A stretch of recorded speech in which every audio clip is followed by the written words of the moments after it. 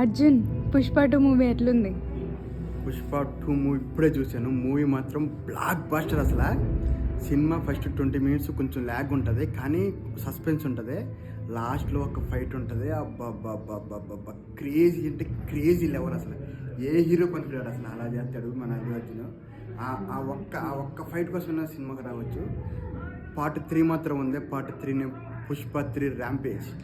Cinema మాత్రం కిర్రాక్ ఉంది. అసలు గూస్ బంప్స్. సినిమా చూసినంత వరకు నేను యూజువల్గా ఏ మూవీకి రివ్యూ చెప్పను, నేను పుష్ప 2కి చెప్తున్నాను.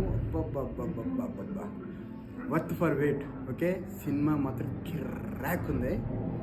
మళ్ళీ వచ్చి చూడండి.